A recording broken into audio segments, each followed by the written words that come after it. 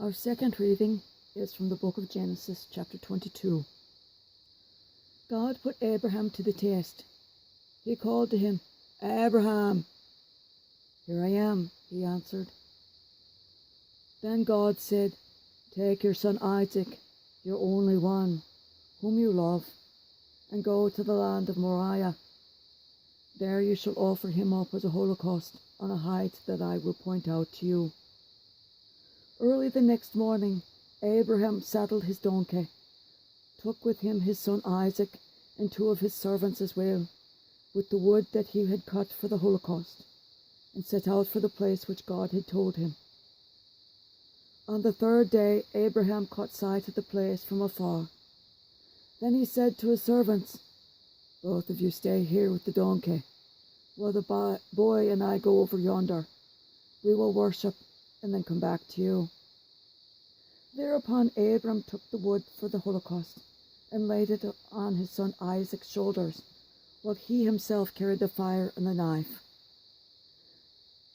As the two walked on together, Isaac spoke to his father Abram. "Father?" Isaac said. "Yes, son," he replied. Isaac continued, "Here are the fire and the wood, but where is the sheep for the holocaust?"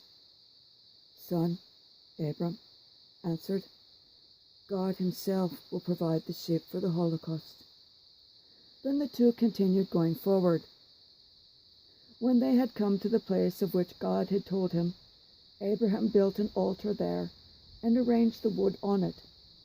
Next he tied up his son Isaac and put him on top of the wood on the altar. Then he reached out and took the knife to slaughter his son. But the Lord's messenger called out to him from heaven, "Abraham, Abraham!" "Here I am," he answered. "Do not lay a hand on the boy," said the messenger. "Do not do the least thing to him. I now know how devoted you are to God, since you did not withhold from me your own beloved son." As Abraham looked about, he spied a ram caught by its horns in the thicket. He went and took the ram and offered it as a holocaust in place of his son. Abraham named the son Yahweh Yair. Hence people now say, "On the mountain the Lord will see." Again the Lord's messenger called to Abraham from heaven and said, "I swear by myself, declares the Lord, that because you acted as you did, in not withholding from me your beloved son, I will bless you abundantly and make your descendants as countless as the stars of the sky and the sands of the seashore. Your descendants shall take possession of the gates of their enemy, and in your descendants all the nations of the earth shall find blessings, all this because you obeyed my command." The word of the Lord.